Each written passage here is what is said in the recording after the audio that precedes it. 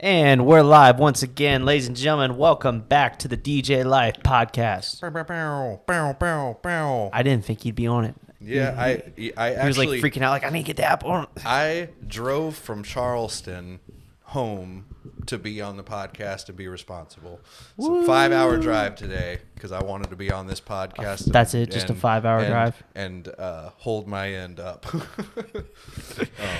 I feel like anything less than 10 hours is like not enough for me because I just flew like fucking 11 hours straight. You don't drive 5 hours with a screaming little fucking baby, though. That changes everything, let me tell you. What are you talking about? I thought Dallas was an angel. He never cries, never nothing. As soon as he turned however the fuck old he is, that all ended. However the fuck old he is. All right, so tonight we have Michael. Actually, I have no idea how to pronounce your last name. Me either. It's Saulpaugh. All right, so Michael, whatever you just said, of EMG, Elegant Music Group of New Jersey, Correct. Yep. Is our guest tonight. I've actually been super excited to get him on here. So, you know, me specifically, really happy to be doing this one tonight. What's up? Oh, Is your audio I gotta on? mute my phone. No I'm problem. joining the well, chat. thanks for having me, fellas. I do appreciate it. As I was just saying, I've been looking forward to coming on. Absolutely. Yeah, so we'll get right in. So before we go, for the people that don't know what's up, just tell us about your background, how you got into the business and whatnot, and some about your shit. Sure. So I was kind of born into it. My father was a weekend warrior. He was a musician. And everybody in my family played. So I kind of grew up in a household of music. And I was always infatuated and enamored with that. I'd be like 4 or 5 years old watching my dad play in like clubs and bars and that sort of stuff. And I just had this like itch to get on the stage. So I picked up a couple of different instruments. And that was really how I got started. When I was 12 years old, put together my first little junior high band. And we were actually getting paid to like play out. And my other two bandmates, can't rely on the 12-year-olds. They were just so damn pesky and unreliable. And the band broke up, but I owned the PA and I liked getting paid to like play out. Oh, weird. So weird. Yeah, weird, funny. Nothing can be like a hobby with me. Everything turns into a business. And at 12 years old, my grandmother bought me a dual CD, like a Newmark, like the old big box, whatever. And I became a DJ. Okay. And I was a solo op before I knew what a solo op was, and started working, parties and school dances and sweet 16s. And it got pretty serious by the time that I was like heading into college. So I launched a website on some god awful, mid 2000s thing that you build a website on. Right.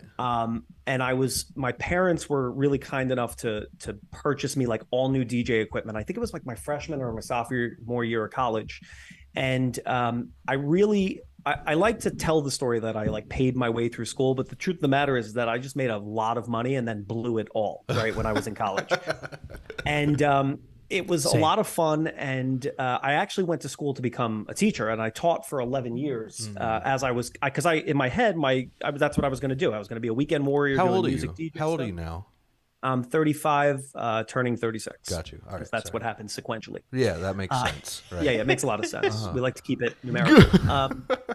But anyway, so my last semester of college, I actually made more money than I would in the first year of my like actual career.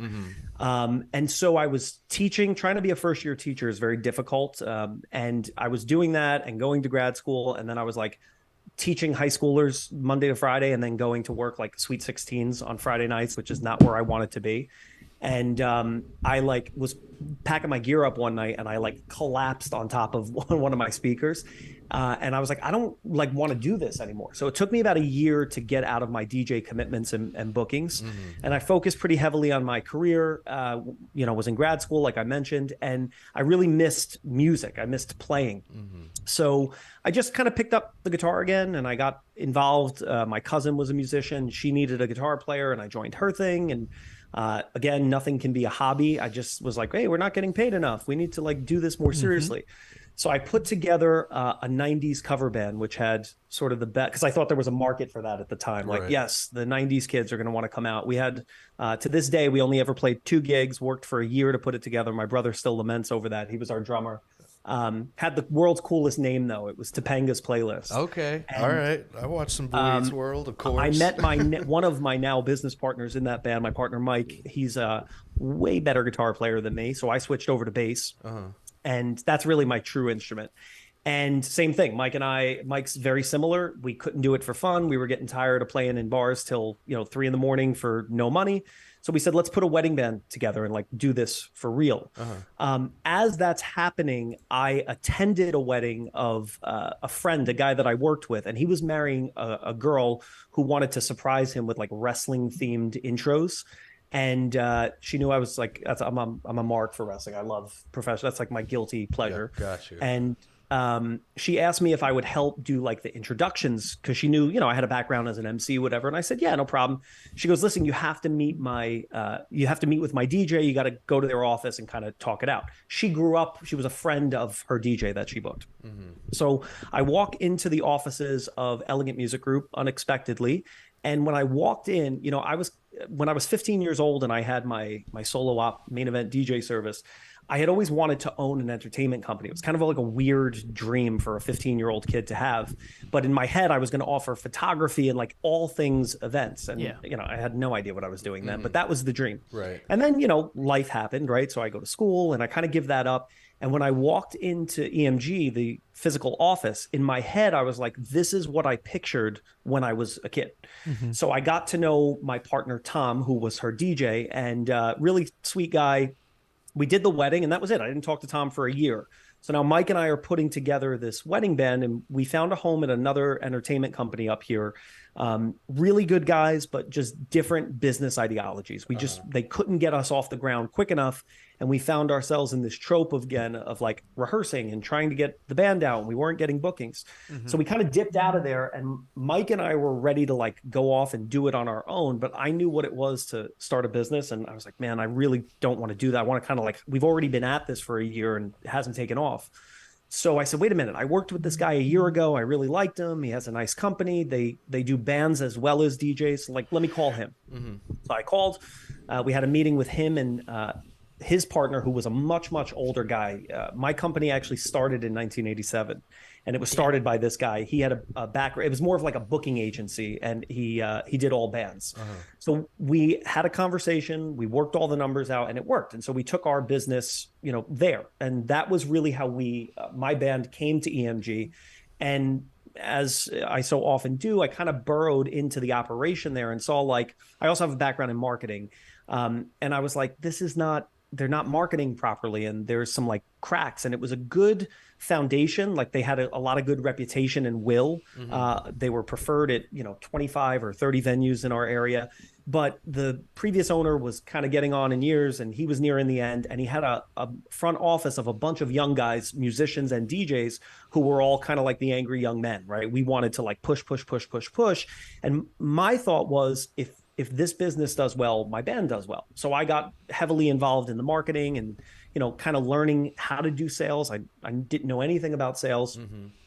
Brought my partner Mike in. I'm like, Mike is a trained musician. He'd be great for our musician staffing and so on and so forth. And so we were all working at the company, and then we kind of blinked and we realized that like we were running this thing for literally no money. Right. Like I would get out of school from teaching all day, and we would go, I'd drive to the office, I'd be there all night, and we were running this man's business for in legitimately exchange for like a portion of the bookings, and like your normal No, it wasn't payouts. even that. It was just like, hey, if you do well here and you get booked on the weekends, you'll get that pay, right? So some other circumstances were going on that kind of created a vacuum, and I saw that like sort of the ground was fertile for approaching the owner. And so my partner Mike and I approached Tom, who is now our third partner, and we said, listen, he was kind of on track as like a junior partner, but he was in this terrible business deal. Like it was a horrible sweat equity deal. And he was kind of getting burned out. And so we approached him and we said, look, we're going to approach Mark, who was the previous owner, and we're going to make an offer. We're going to gauge his interest on if he will sell the business to us. And we'd like for you to be a partner. We wouldn't feel right kind of overstepping you. And also, there has been a great beauty in the triumvirate of the three of us. Mm-hmm. We balance each other out in all of areas, positively and negatively. Yeah. And it was kind of serendipitous. Mm-hmm. We approached the previous owner. We went through 5 months of lawyers and accountants and blah blah blah, and we bought the business. And we took over in April of 2019. And the business at the time was doing about, I don't know, 250, 300 weddings a year, like a pretty, it was a good business. Substantial, good, right? Right. So we just modernized it a little bit. We fixed some of the things. We really got to know it intimately because we were running it, right? So I knew all the financials. I knew like the problem. I knew on day one, here's the list of everything that needs to get done. Started using Vibo. Started using Vibo, right? Which has actually been huge to our business. Right. And yeah, we grew exponentially. So, I love numbers and kind of measuring that. And so when we bought the business, the previous year before we had anything to do with it, the business did like just over $1 million in sales. So it was a sizable, like really nice business. In 4.5 years, we're on pace to do 6.2 this year. That's so and crazy. It's been a tremendous ride with incredible growth. And it's been a really, really great core team that we have. As you guys said, when I got on here, you're like, you all roll. There's like a bunch of you. And that's kind of the EMG way. It's always been about the team above the individual. And so that's kind of the long and short of how I got into this. Yep. I remember the DJ Collective. I can't remember. It was a breakout session. Was it a breakout set? Oh no, yeah, that too. I mean, I remember that. I remember it. Honestly, I remember every transaction I've ever had with these dudes. But there was kind of a little bit. Well, dude, I mean, you don't hear that. Like what he just said. Like in a couple years, times 6. That's fucking crazy. I pat my own back over some bullshit. Like what the fuck? No, but like you said, you roll in a group. Everyone, not everyone. I don't know. It was like, oh, did you guys hear the dudes that do the marketing? Because you gave the speech about marketing. Yeah, so we have a marketing company as well. So we're kind of serial entrepreneurs. We have our hands in a lot of different stuff, and the marketing thing that's a whole other story. But that kind of grew out of like, hey, we have a unique specialty here in growing DJ or entertainment companies and businesses because we've done it. We've proved the model in sort of what is the most competitive market in the country, right? Yeah. In terms of like your paid efforts and just sheer amount of companies and so on and so forth. And so we went down to the DJC we were the guys from EMG, but we went there under the auspices of our marketing company to try to say like, look, we did this for ourselves and we can do it for you. And Eric, you and I said to you, I've kind of grown a little cynical over the last couple of years. Sure, just welcome to the club. I'm not. Like. I've grown cynical within our industry because to me this isn't rocket science. I don't mark out over like what we do is cool. We bring joy to a lot of people. We work out. It's awesome. It's cool. We're not curing people of cancer or performing open heart surgery. Right. And what we do is systematic in terms of the business side. Is systematic and it's process oriented and it's a science and we did it for ourselves. We could do it for other people. And it seems many times to fall on deaf ears.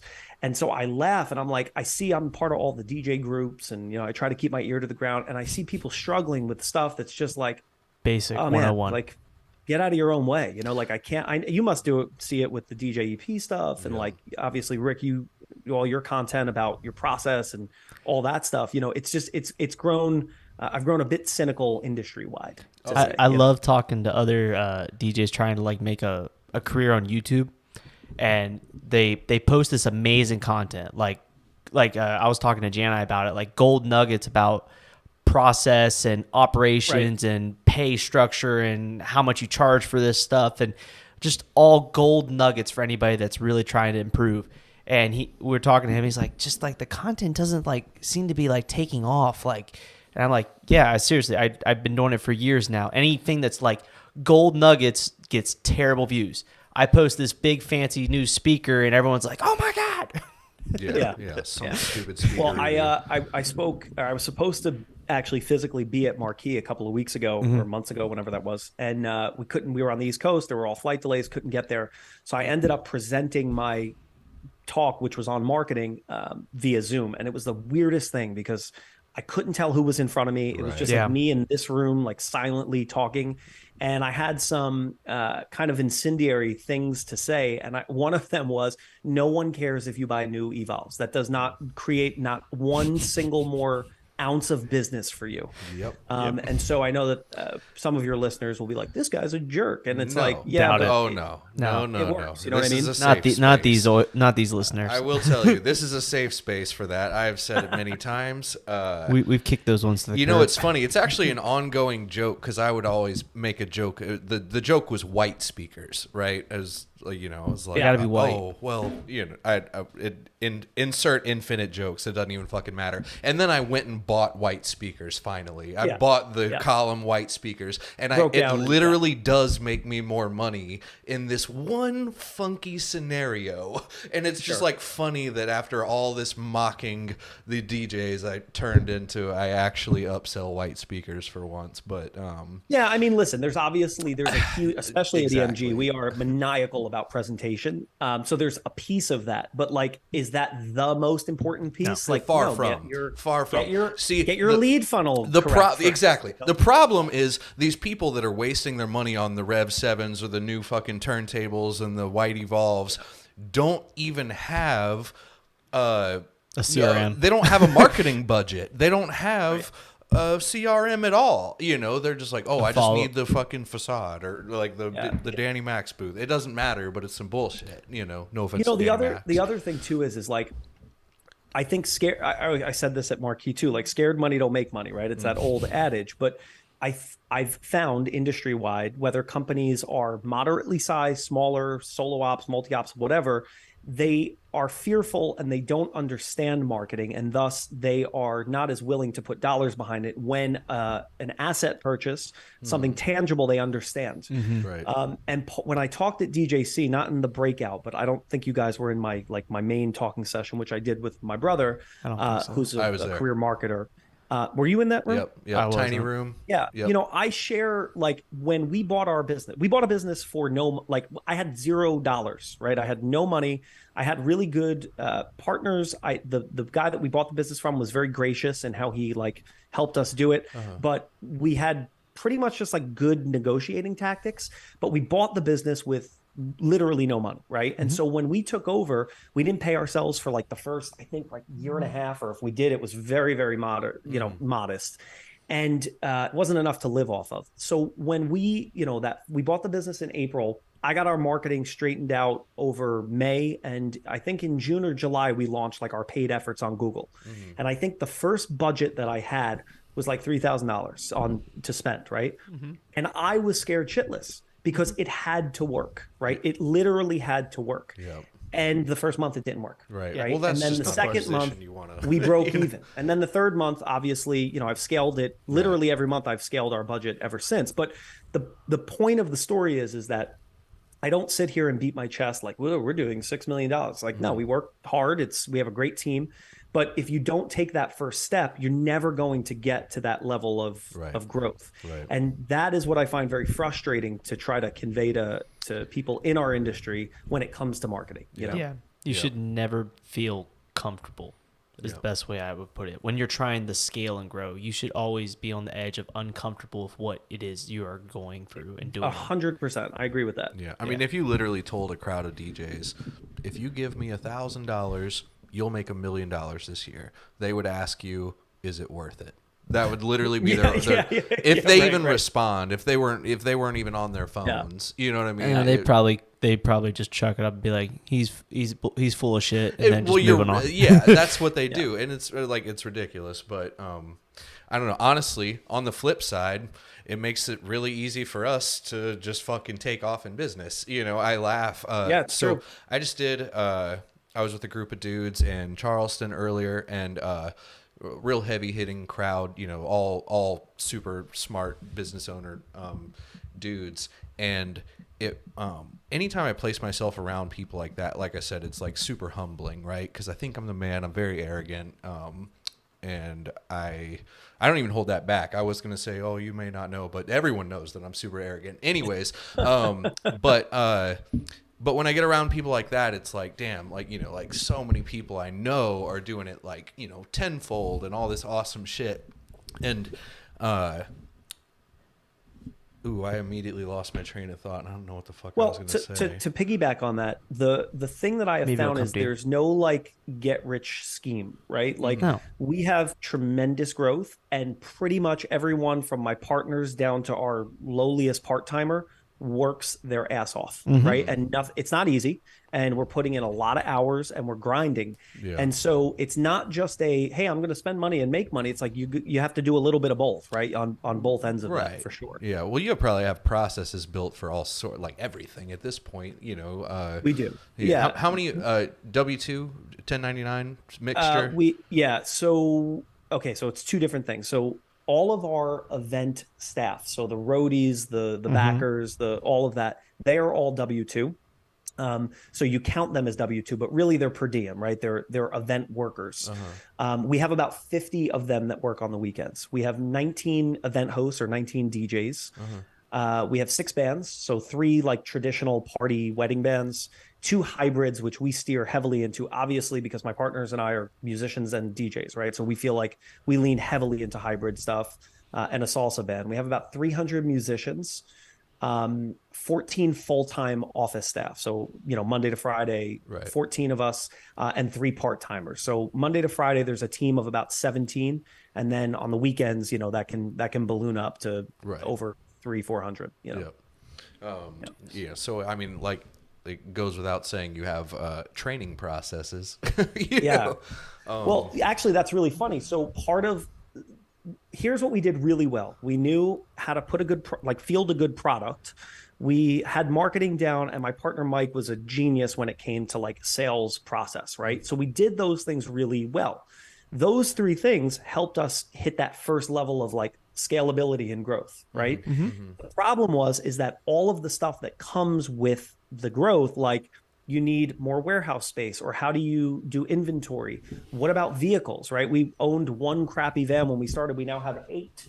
And, you know, this photo booth's got to get on this truck Friday night and that one Saturday. And there's a changeover Sunday morning at 2 a.m. And it's like all those processes, we were forced to become experts in, or to hire people that were. Right. When it comes to the training, I probably, because of my background in education, I knew like, there's no way we can support this growth if we don't have a trained staff. Right.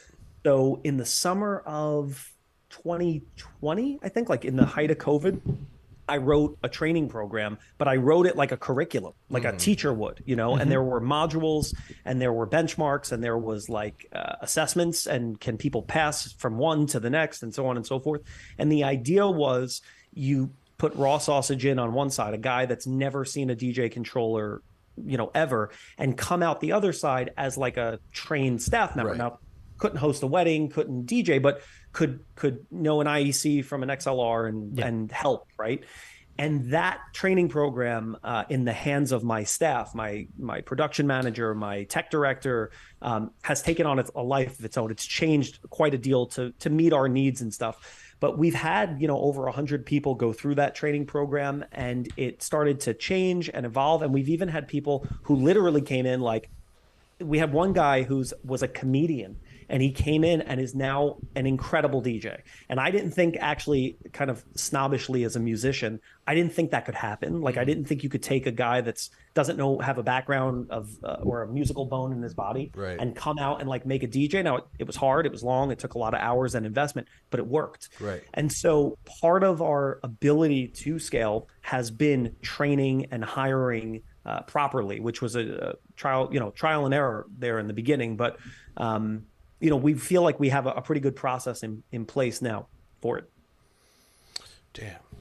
See, this dude's on such another level. I'm nervous to ask questions. This shit is nuts. No, you got to ask questions. You know what I mean, though? Not really. I mean, well, not really. I'm sitting here with the great Rick Webb. Yeah. I mean, he's, you know, just like that's he's doing everything I've studied and like where I feel like I'm heading towards. It's just like you're living 5 years, 6 years in the future of where I'm wanting to be. Yeah. Like, Rick, let me ask you something, and then I'll give you my answer. And not that I'm right, I'll just share my experience.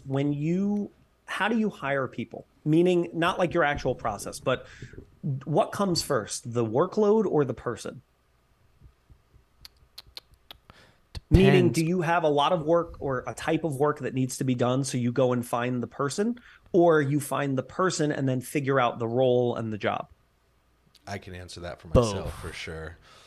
Both? Yeah, okay. Both. It depends on where it comes along, you know, because I've taken people within the staff and brought them up as we've grown to fill wherever they feel that they can fit and be useful to the team.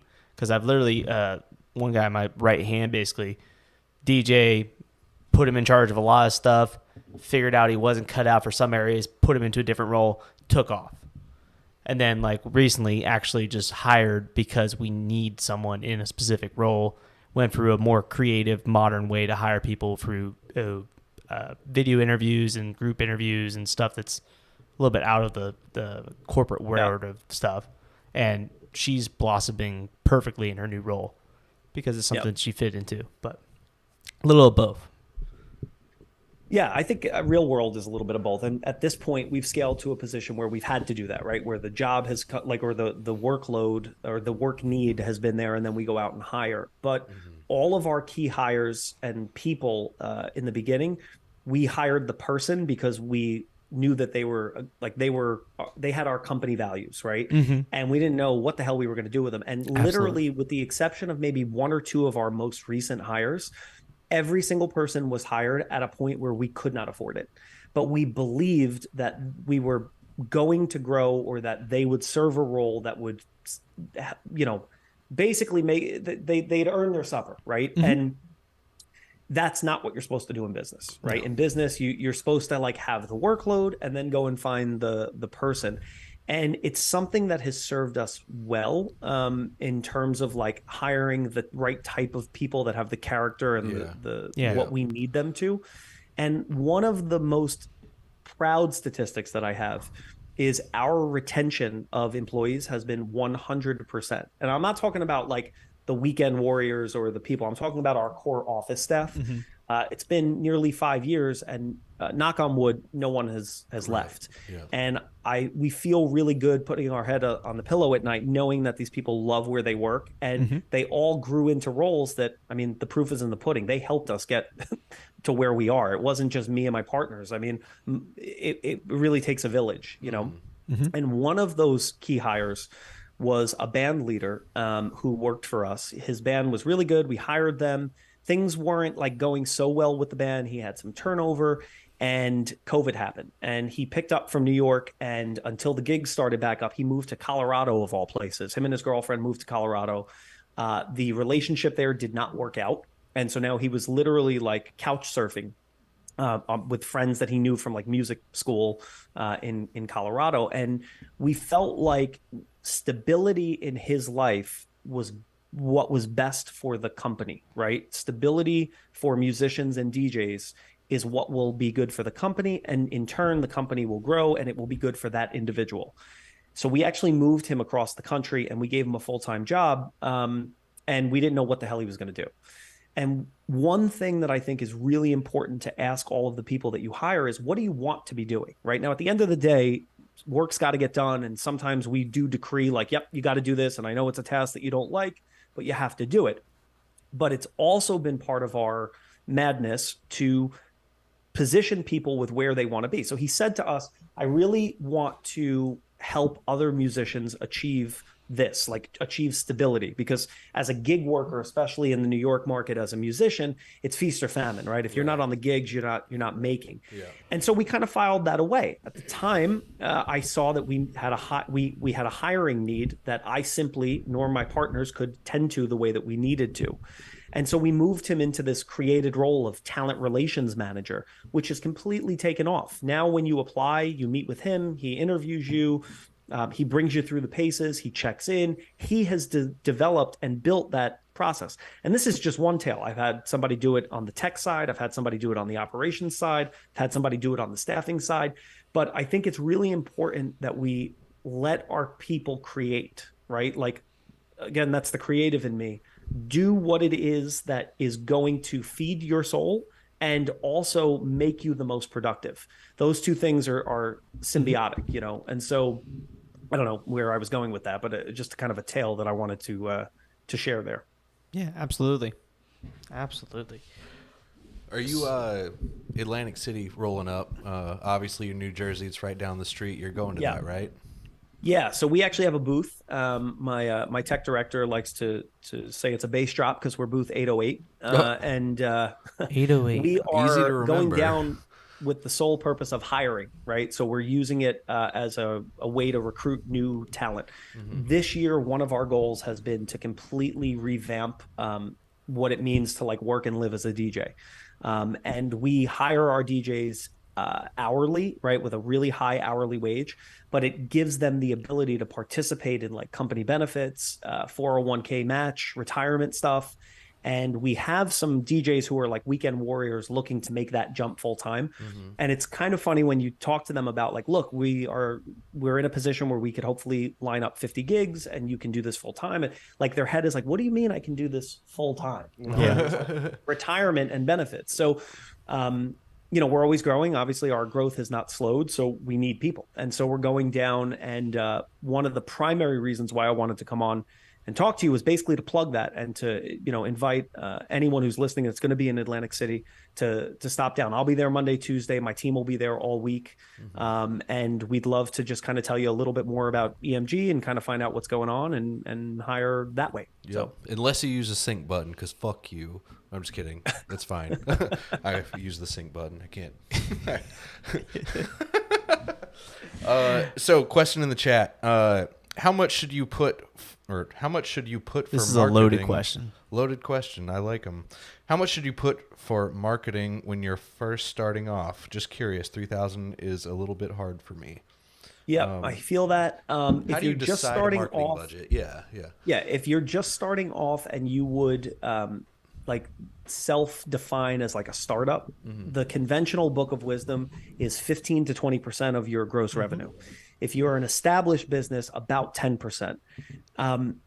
It depends on the market that you're in too. So like here's a free tidbit for any DJ in Chicago, because we had some clients there. Your market in terms of like the paid world of like paid Google ads is completely untapped. There is like, it is ripe for the taking. And so the cost in Chicago is going to be a lot lower than my cost in Northern New Jersey, right? In the tri-state New York area. So it's kind of a moving target. I would have to know more about that person's like business. What I will say is when we speak on marketing, if you're going to go into the foray of paid Google ads, if you are spending anything less than $1,000 to $1,500, depending on market, it's a waste of money. It's not enough of a bankroll to get through Google's learnings quick enough so that you can kind of pull and prod the levers that will make those leads better for you. So if you don't have 1,000 or 1,500 over a 3-month span, right? So a total of, call it $4,500 or 5,000. I would look at more traditional methods of marketing before you go into the paid world, as we did. Yeah, kind of you're building your network sort of ways of advertisement, like your associations, your planners, your venues. You know, I know that wining and dining and stuff like that. Yeah, this is also a very EMG thing. We absolutely hate working with planners. You do? I love them. Go figure. They're so awesome. But we're not, like in our area of the country, everything is venue based, It's right? maitre So d's, like right? more often than not, you're not working with a planner because the couple goes to the venue. The venue says, here's our list of professionals. They have really strong maitre d's. Everything is kind of turnkey. It's food. It's everything. And so on the times that we show up and then there's a planner and they interject themselves in like this process and system that works without them most of the time, we hate it. I've learned through DJ conferences and stuff that in other parts of the country, it is more planner based, like it's more planner heavy, you know? But we try to steer clear of planners as much as humanly possible as we can. That was such an awesome learning. Like the first DJ conference I went to and started talking to other people it was actually DJX. Well, what was it before DJX? was DJ Expo, whatever, and learning about the maitre d's and stuff. I was like, what the fuck's a maitre d? Like, I've never heard this term before ever. Yeah. And then learning we're about like, it. we grew so we inherited, like I said before, like 25 venues that we were at. I think we're at, I'd have to ask my partner, Tom, but we're like 55 or 60 venues now. Damn. And, you're working those venues every weekend. You get to know the staff. You're tighter with some than others. And you walk in and like, we're all happy to work together. And then like there's a planner where everybody's rolling their eyes. Yeah, everyone's like slashing their tires. It's like, which one was Cardi? Yes. It's just extra over the top communication you don't need, like, because everyone already knows. Or like the timelines. Like, I love when a planner, I'm such a horrible person. This planner came up to me on a gig and gave me like a 12-page Microsoft Word typed out timeline. Bro, I literally took it in front of her and I went, thank you very much. And I dropped it behind my bandstand and I was like, anything else? It's just so needless and pointless. The first like first 6 or 8 pages probably were before you even got there. Like, didn't even count for you at all. Didn't matter at all. Now, there are some planners, very, very few, that we do like working with. And it's a good relationship. They know our style. They kind of let us do our thing. Yeah. But very few and far between, Yeah. I mean, here the planners typically run the show. Super common where we live. And you have your planners that are cool. I mean, obviously I'm friends with a bunch of planners or I wouldn't be in the business. Sure. You have yours that are oversteppers, that are fucking bitches, and if they're dudes, then, well, they're not. They're always women, but it is what it is. No, but like there's this one that'll come to the wedding or whatever you're doing and hand you an earpiece. And it's like, what? You know what I mean? like for real? And she's like, yeah, we're on channel 3. Like, I don't give a fuck what channel you're on. Get the fuck out of here. You know who I'm talking about? Does it start? Is it a farm? Balls. Oh, I've never actually worked one with her. Oh, good. I've never quite had. I don't know how I would respond to that. You gotta suck their dicks. I mean, you have to be polite. I actually had a photo booth attendant this past weekend, and I was so pissed. So July is really slow here for us, at least. It's so hot, no one does anything, and all the venues are pretty much outside. Anyways, so we had one gig, and it was like I was out of town. I was like, oh, do the photo booth, whatever the fuck. I thought it was a no-brainer. I was like, I'm not getting a phone call. Well, I got like 5 phone calls from this planner and whatnot, and my photo booth attendant was being a fucking bitch. That was what it was. It was not. We were in the wrong. This chick was in the fucking wrong, and normally I would never side with a wedding planner. I always have my employees' backs. But like, I'll say this. One of the things that drives me absolutely insane is because, again, one of our goals, my partners and I are still gigging on the weekends, right? Mm-hmm. Now we've slowly stepped that down, and that's a big goal. As we're all married, starting families, like we want to. But it is the fun part, yeah. But it always drives us nuts when we're like running the business, Monday to Friday, and then getting out the door Friday, Saturday, Sunday for weddings, and it's like a planner will inevitably call, freaking out, like call our emergency line, like where is everyone? And they're like on the other side of the ballroom. It's like, what are you doing? Every time they're there. Every time they're already there. Yes. Yeah. Yep. That happens constantly. And then, we kind of straddle, I said this to you a little bit before, it seems like a good pivot point. We straddle the world between volume and luxury. And when I say luxury, we've purposely not gone to engage, and we were about to go that route, and then I was like, this sounds very catty and terrible to me, and like I'd rather make the same amount of money and put my head on my own pillow at night than like be in Charleston, South Carolina. Nothing against Charleston. I actually did a gig there with my partner Tom, and we were at the airport at 5 a.m, and it's like, this sucks, like I don't want to do this. However, because we're kind of in that like our price point is definitely not entry level. We're trying to do like semi-luxury volume, right? Like that's how I would describe what we're trying to do. And we do brush up against some high-end planners who have like these ridiculous, everything is about the look. It doesn't matter if the music is good, doesn't matter if like the DJ is can mix at all. It's like all about what they look like. And I actually got really upset with a planner that we work with because one of our best he actually DJ'd my wedding. Is like, it's just such a talented guy. He's a little overweight, a little portly, and but it's got a good look, clean cut, everything. And wouldn't work with him because of, you know, his weight. And I was like, this is just insane. the most ridiculous thing. Because at the end of the day, like, we want to field a good product, right? Like, our musicians, our DJs have to be good. Yeah, they're going to be clean cut. They're going to wear a suit, whatever. But like, I'm not disqualifying someone because they're 20 pounds overweight. Right. You know, Right. like, that's crazy to me. So, you know, planners and I don't always see eye to eye, to say the least. Mm-hmm. That's hilarious. Yeah. Planners are oversteppers. They're notorious for it. God bless the ones that I like, and fuck the ones I don't like. That's for sure. There is no middle ground with them. There's no middle ground. So, question on growth. So, as you've grown over this years, you expressed us at DJ Collective and a few others that marketing played a key role in that. I know you can't chalk it up to like one or two things that have been the biggest reason why you've grown, but at least over the years of growth, did it happen in like stages of like, we implemented this and that took us to here, and then we had to learn to do this and go to here, or someone along the path trying to take the same path? What were kind of the key things that you had to work on, implement to get to those stages as you grew?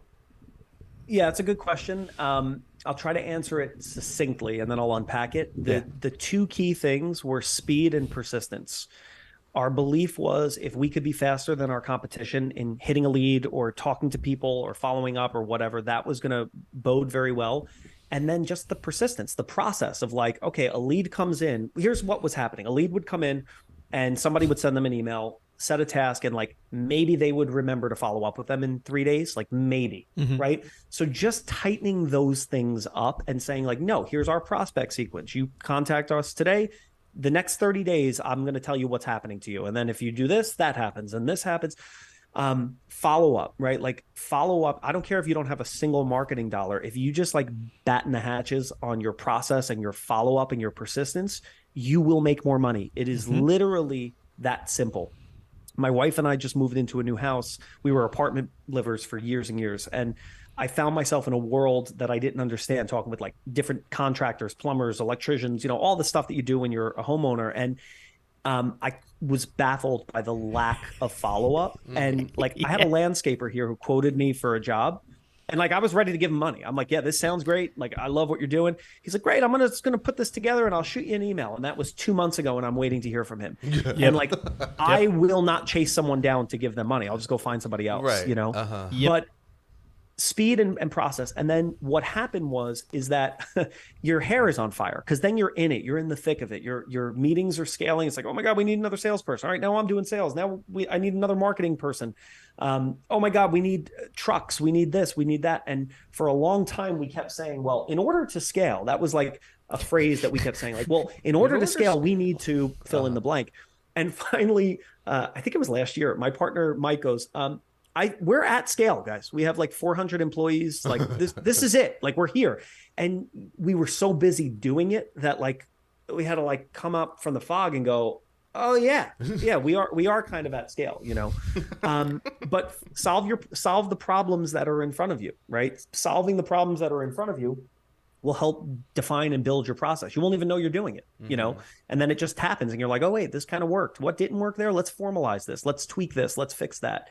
It's really not rocket science, you know? Like, I'd love to come on and be like, we've got it all figured out. Like, it's just trial and error, and it's a lot of hard work and process and speed. Those are the two things that have been the most helpful, because they can apply to marketing, they can apply to sales, they can apply to logistics, right? So speed and process. Yep. How is your marketing company taken off? Like, did you ever get any clients out of DJ Collective or anything like that? Like, we got, no, it was not. My brother laments about this. He was like, I told you we shouldn't have done it. You know, we went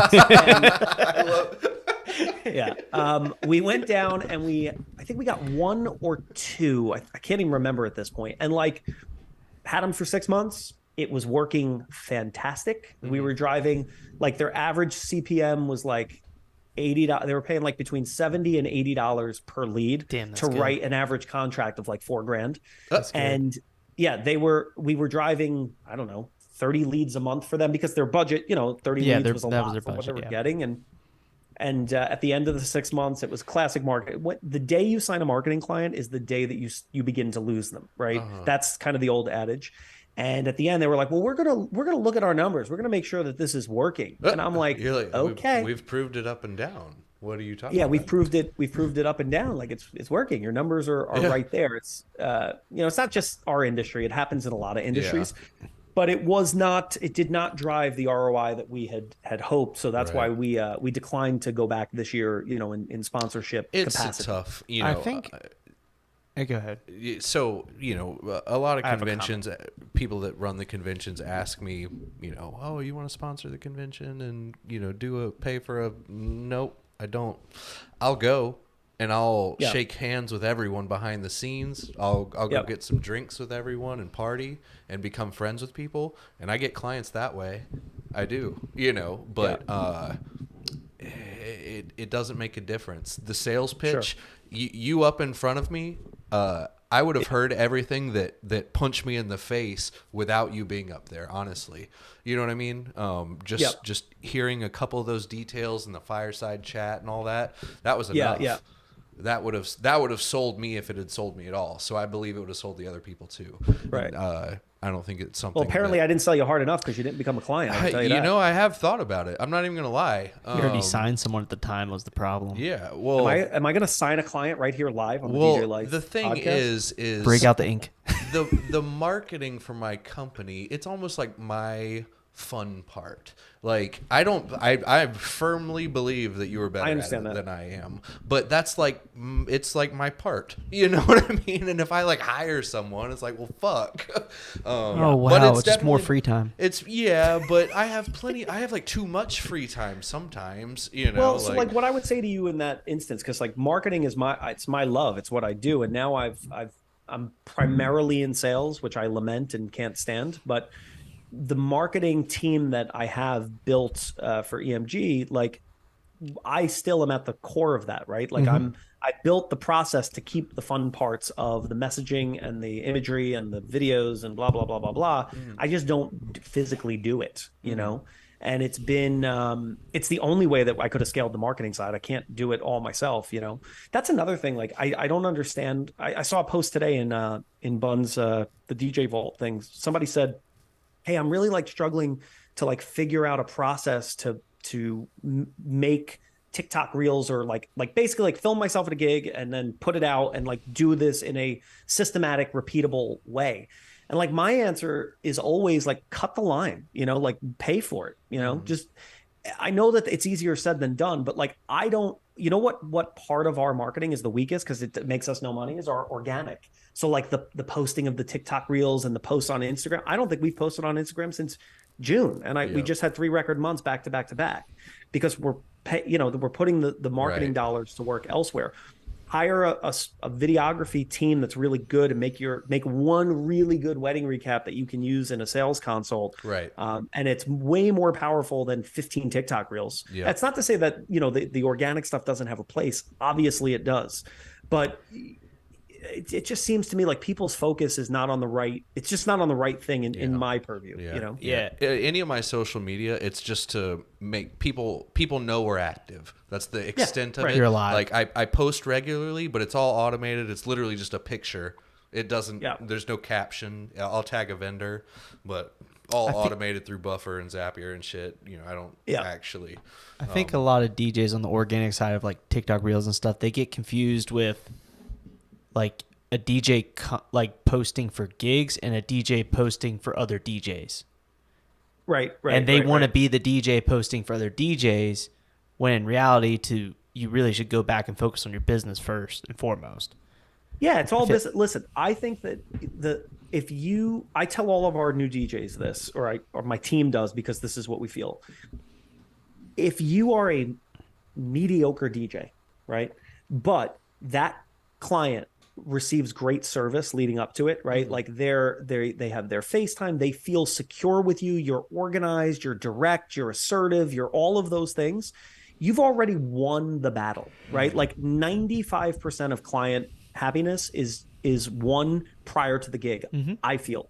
And that's why on the process side of intake and what it means to be an EMG client and all of that, we win a lot of battles before they win. Now, granted, we do over 1,000 weddings a year now. Believe me, we have some people that come in on a Monday morning because the photo booth didn't work, or something silly like that, right? Like we deal with that, but you gotta try to head it off at the pass and focus on the things. The moral of that story is that the DJing aspect of it, not that it's not important, because again, a business without a good product is not going to sustain. Yeah, right. You got to have a decent product, but you don't need to be, the Scratch Master Flex in order to drive a solid business, Yeah. And we make absolutely no qualms that we are business owners first and like musicians and DJs second. My partner, Mike, is one of the most talented musicians that I've ever played with. He's incredible. Mike learned his skill through hours and hours and hours and hours of endless practice. And now he and I both pick up our instruments once on a Friday, once on a Saturday, and I'll see you at the next gig, because we're growing our business. He doesn't practice anymore. Could he become better than he already is? Probably, but it's not going to make him another single dollar. You got to work at your craft. You got to get to a certain level, but at some point it becomes a diminishing return. Right. I am always shocked by maybe not shocked, like Brandon Ragosa. You may not. He's a DJ. I know him. Okay, so he practices all day, every day, and it shows, obviously. But I'm always kind of like surprised when DJs like set aside time to practice. I'm like, don't you do this for like 5 hours a day, anyways? Like, what is that not the practice? Like, why do you? That always. Whenever I have conversations with people and they ask me how much I practice, I'm like, nothing. I don't practice at all. Yeah. And they're like, really? Yeah. My honest answer is I don't care if I suck. Like, I mean, like, I can't. I'm literally like physically incapable of sucking at DJing at this point. But you do the thing, and it's the funny part is though, like, I'll go to a gig like rusty, and I'll get through and everything, and I'll be just like kicking myself after, like, that was just not my best performance. Guess, people come up and go, yes, amazing. You're the best DJ we've ever seen. And I'm sitting like, no, I was not. That was pretty bad. It happens all the time. It does. All the time. It does. And like you said, the process and whatnot, I like to call it insurance. Like the doing your part up until the gig, and basically constant communication. Well, clarity. The clients forgive some bullshit from that. Yep. And I'm not saying, like you said, don't ruin the gig, don't suck, but if you did, the client's going to like you more because you were awesome up until then. I always attest to that, like the pre-written tip cards that we always get that are like, you did amazing tonight. It's like, we set the expectations before prior. The gig starts. Yeah. Right. I'll tell you, here's where you need to rely on skill, right? Like we joke all the time, like I'm a bass player, right? I show up and I go, I had a 70% accuracy rate tonight, of hitting correct notes. No one fucking knows that shit. Yeah, but nobody knows it, right? Like you make the clients happy. You put on a show. We're performers. Like we do what it is that we promise to them in the sales console, right?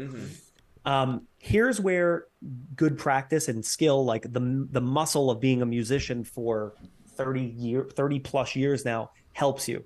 And you guys can appreciate the stress of this moment. My band and I had a wedding, a destination wedding for us in Rhode Island a couple of weeks ago. And clients were really, really nice. We had done like 6 of this particular friend group's wedding, right? So I'm seeing past clients, future clients, whatever.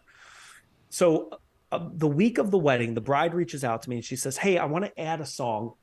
It's my parents' 40th wedding anniversary.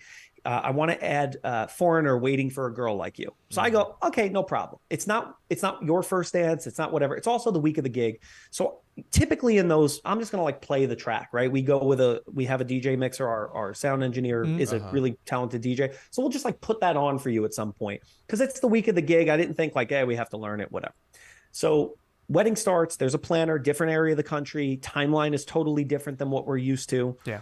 So we get through the parent dances, we play the parent dances, and then the goal was the bride and groom were going to come up, they were going to thank everyone, and they were going to like announce this song for their parents, and then I was going to invite everybody as a way to like start the dance floor, right? Okay, cool. Bride gets up, and I'm thinking like, Mom and Dad, here's your song, we put it on, everybody's happy.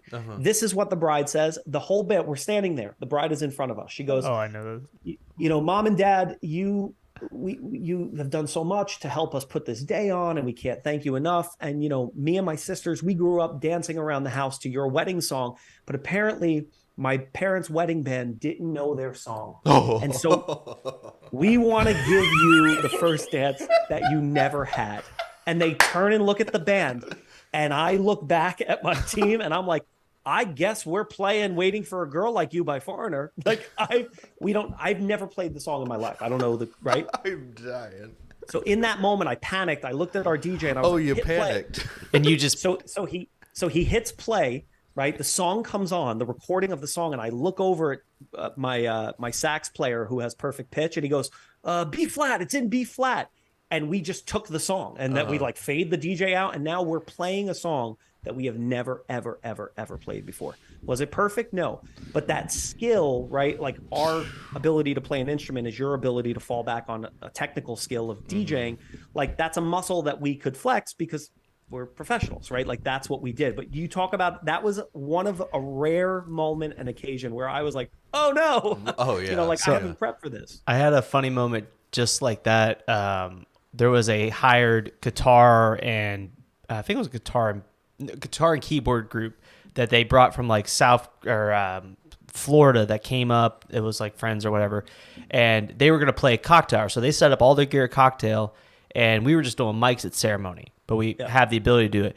And he's carrying down just a speaker and like an iPad. And we're like, dude, just tap into our stuff. And the bride's taking photos right there. And she's like, I can't wait to hear you play the walking down the aisle songs on the guitar. And he's sitting there going like, shit, how the fuck do we do this?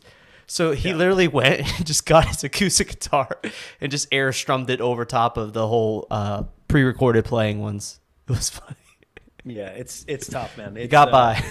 It's tough. But guess what? Glowing review from the clients. Everybody had a great time. Oh, yeah. Tipped out at the end of the night, all that stuff. Yeah. So again, like, it was cool that we did that. But on Monday morning, my focus was not like, oh my God, I've got to learn how to get, my ear training better so I can recognize the key of a song now and just play it. It's like, nah, I'm going to get back to my 6 sales meetings every day. Yeah. Back I mean, to that's clockwork. a fluke. That's never going to happen again. And if it does, then I'll Then say, you know how to handle it. The next time you can be like, that'll never happen again, and we'll get through it. It's fine.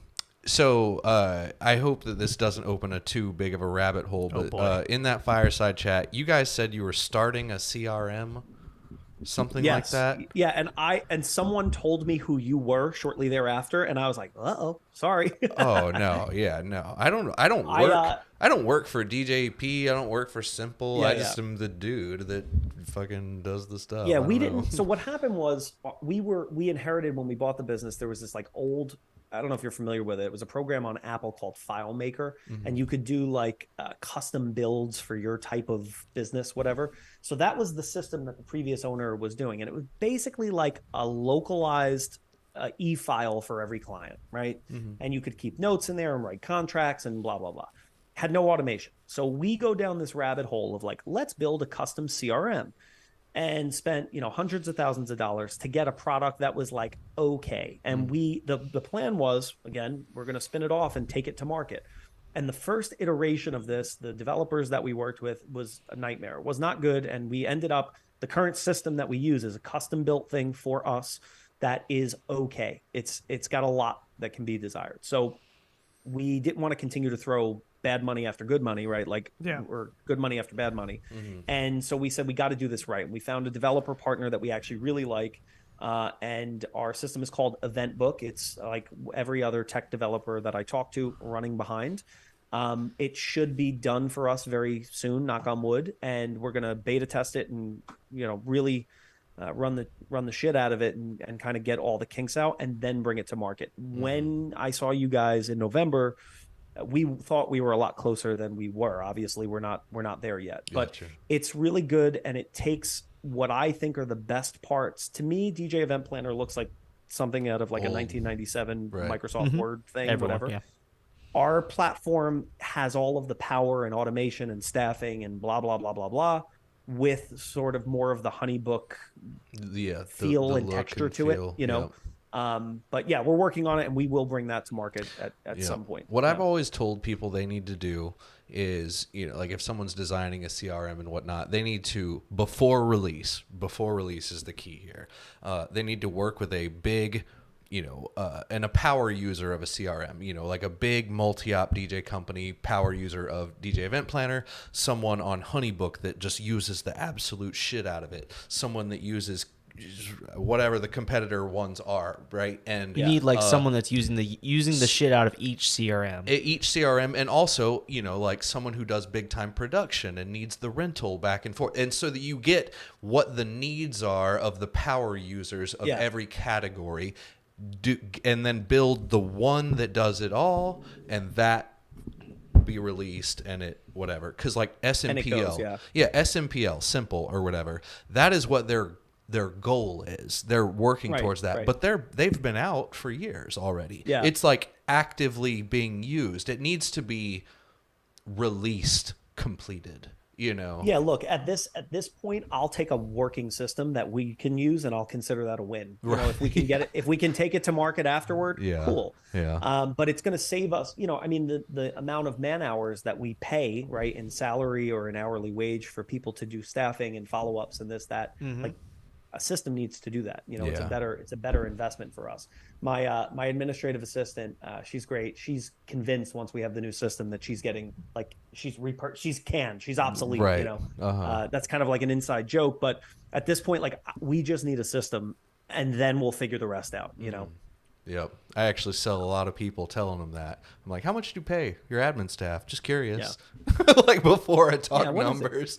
Just curious what you're paying the admin staff. How did you, again, I don't want to get down a rabbit hole, but how did you get into doing that? You just did it for yourself and then said I could do this for other people? I've never heard that story either. How did you? I did it myself. And then. Wait, no, I remember this. I was at Mobile Beat. Was that Mobile Beat? You were there. Yeah, it was Mobile Beat. And, I can't remember who it was. Someone was over your shoulder. Yeah, someone was like looking over my shoulder and basically was like, damn, what the fuck? They were like, what the hell are you doing in Event Planner? They use DJ Event Planner. They were like, what is going on with this? And I was like, I'm doing all this. And they were like, bro, you are doing some other shit with this. And I was like, really? And they were like, will you sell this to me? And I was like, light bulb, and then I leaned into it. It's got obviously, multiplied since then, but, I don't work for them. I really, they're kind of my buddies, but I wish they would pull their shit together a little more than they do. Is the truth of that. I work with Simple a lot, but I'm excited for a new one. Maybe we'll steal you. Maybe you can come run it for us. Yeah, we'll see what's up. Sounds good. Well, I mean, shit. It's 10:00. Is there anything anyone else wants to talk about or anything like that? DJX. Yeah, DJX. Yeah, this so dude's gonna be come hiring. see us. Come see us down there, and we'll talk about how we get you some like retirement match if you just DJ on the weekends. Mm-hmm. Are you going to DJC this year? Just as a. We are not going down this year. Those guys, they've been very gracious. Joe is a buddy. Janai and I have done some business together. He was a very gracious host last year. We wish them well, but we will not be down there this year. Got you. If you ever in the future, I will say, like I said, the automation, it's a high ticket product. Behind the scenes, and this, you're a marketing expert, so I kind of feel stupid even giving advice, but the behind the scenes little handshakes at specifically that conference go to some sales sometimes. We actually signed more. We just attended in Arizona the year prior. That's what I mean. Just attend. We signed more business coming out of Arizona than we did as sponsors in. And that was we really didn't go to Arizona being like, let's pick up clients. It just kind of happened. Right. Exactly. And that's exactly. So I know there's credence to what you're saying for sure. I feel and no offense to GJX. I mean, I'm sure sponsoring it works for plenty of people, and that's not my point. It's just this type of service, what you're providing. Yeah, it's just this type of service. It's just kind of like a friendly thing that actually opens the door to the trust. It seems more so. I get two things out of that. When you're sponsoring it and you have a lot of commitments during the show, it removes you from having time to have those one-on-one random chats with a lot of people. Secondly, when you're presenting it out there, people think that you're some huge company and you are basically a rip-off and you're pulling a lot of money out of them and it's not serious, versus talking to them one-on-one on the side. It's like, what you just said, you're my homie, side deal. Like, and they actually get to know more about what it is you provide. Kind of like what he was saying, the fireside chat was way more powerful with DJ Collective with that group there than you presenting to a group of 100. Yeah, no, I totally, Yeah, I prescribe to that. You're correct. It was more, and that was what we felt was kind of missing last year, just location wise. Like Arizona, were you guys in Arizona? I was. I don't remember. I was not in Arizona. He was. That particular like setup, the floor plan, the kind of it just lended itself a lot more to like everybody hits the bar at 5:00 and there's talking and there's this and there's that. We felt like that was kind of missing last year. So those little like in between conversations and the handshakes, were not as plentiful as we would have liked. You know, and I really feel like enjoyed I saw y'all at the parties and stuff. I saw y'all for a minute. Because I specifically remember talking your partner. Went to one party, the one the that was rooftop. in the bar. I was there, yes, because that's the one I remember seeing you at. Who, like, if he has a beer, it's a lot. Insisted that this was going to be the night that we're throwing caution to the wind, and he was having a good time that night. But that was really the only one that we went through because honestly, like, as musicians, we were like, oh, there's a DJ playing, cool. I'm gonna go listen to the live music in Nashville, you know.